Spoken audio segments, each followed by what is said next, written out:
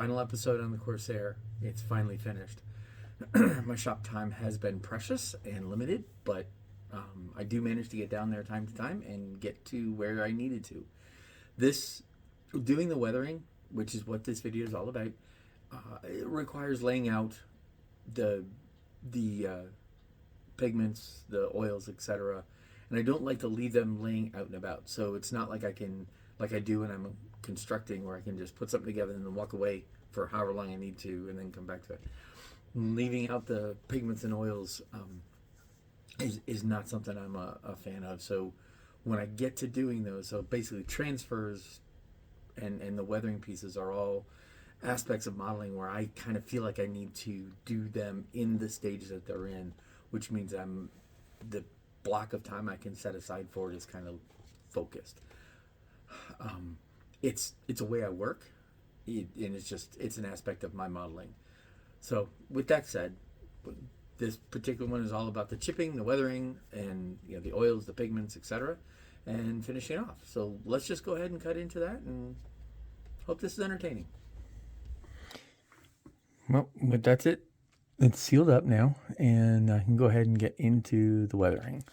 We'll start with chipping. Right, again, I can go ahead and start I can put like these things back on. Put these pieces in.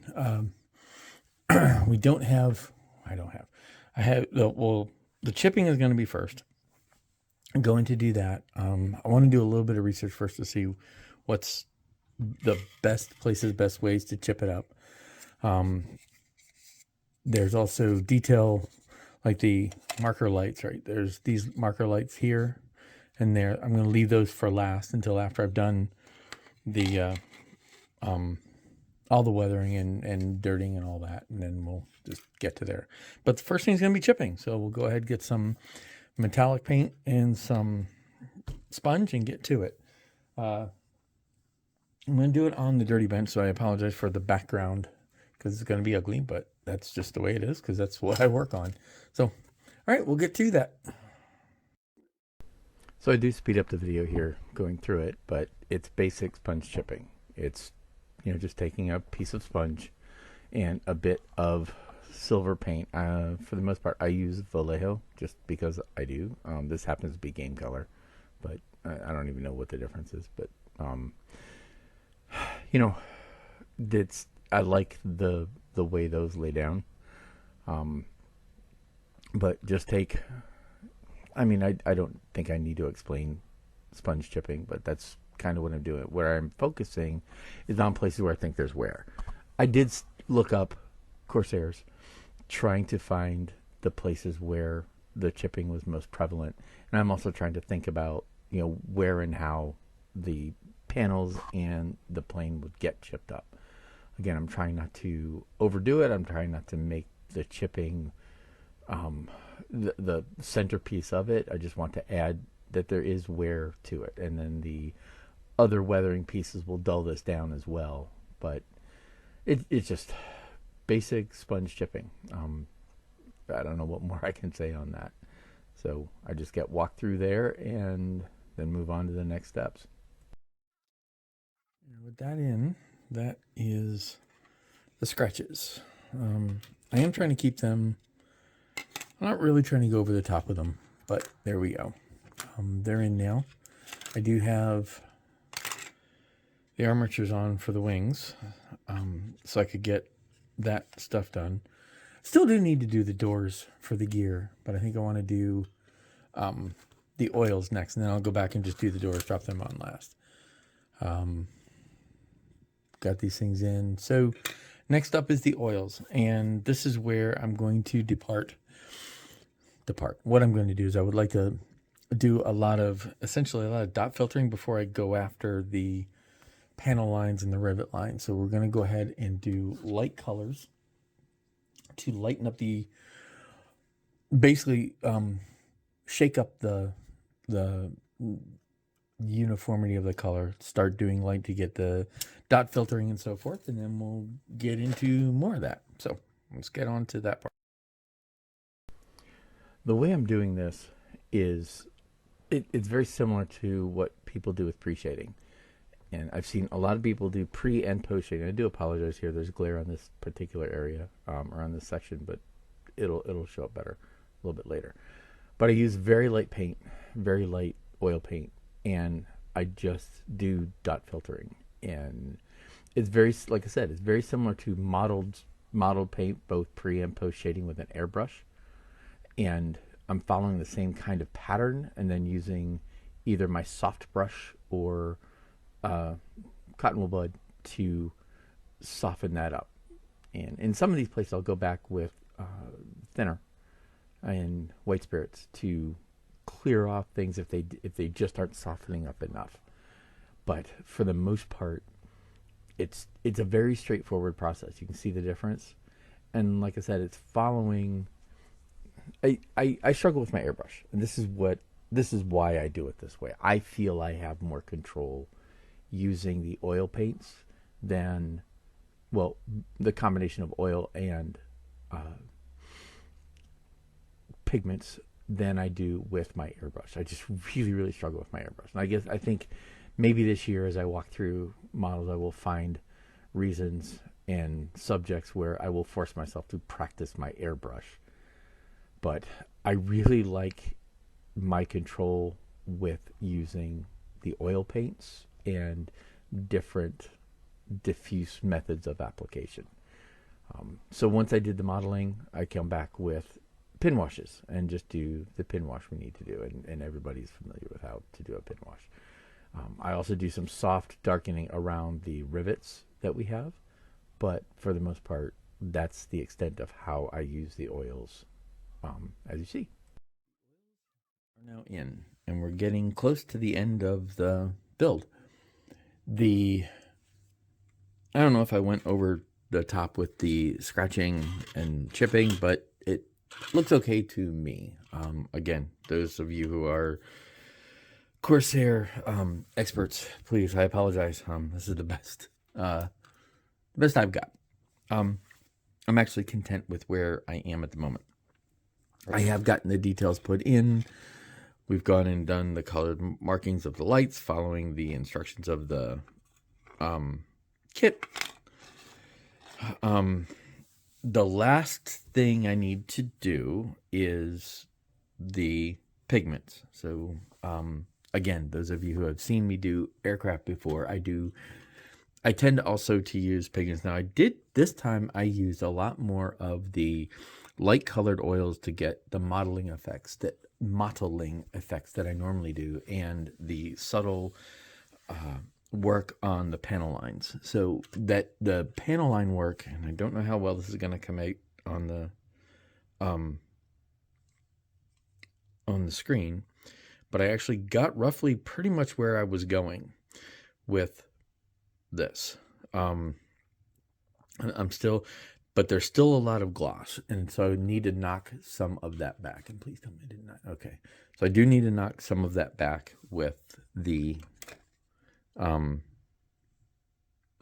that's what the pigments will end up doing. They'll just soften some of that gloss a bit, and also give a bit. And essentially, where it's going to be most prevalent is the soot underneath for the exhaust, and a lot of the bleaching up top.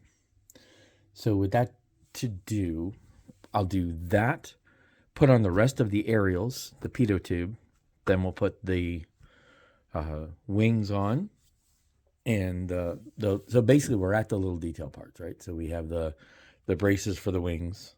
Those are ready to go on. And I'll open up the canopy and do all that just before I do that part. So we'll go ahead and we'll get cracked into doing the pigments.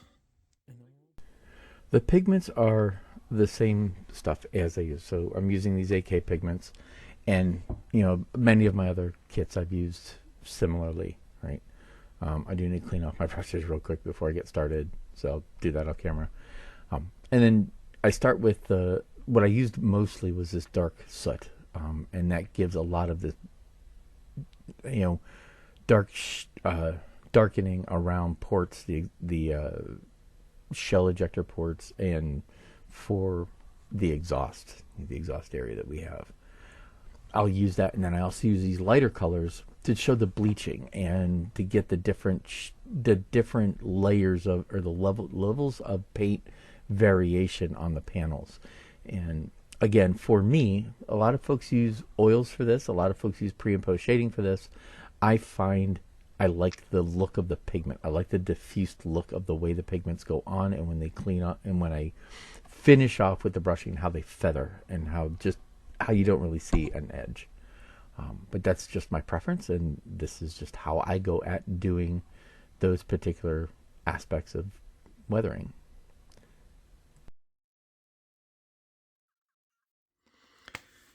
And with some final fiddling and faffing, done. Now, in retrospect, I think I would have preferred the look with the wings down. Now, the wings folded is a nod to the limited space I have on my shelf, which is why I went with that. Although, I mean, this aircraft just looks that much better with its wings down. However, we went with what we did, and that's what we got. The geometry of putting on the folded wings is a royal pain.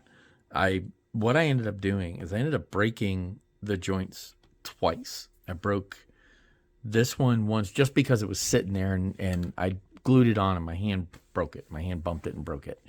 And then another one, and I broke it again when I was trying to get the wings on and getting this brace in.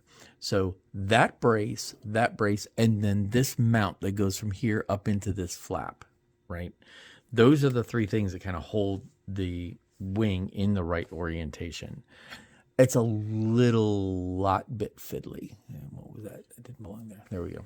That's a little, actually it's a lot fiddly. So that's something to watch for. Other than that, it was a great deal of fun to build. I really like this aircraft. Again, learned a lot. Learned a few things to do, a few things not to do. I'm still fiddling with the transfers. I really do not like Tamiya transfers. Wasn't overly enthusiastic about the aftermarket I got, but they worked. Doing the riveting was fun.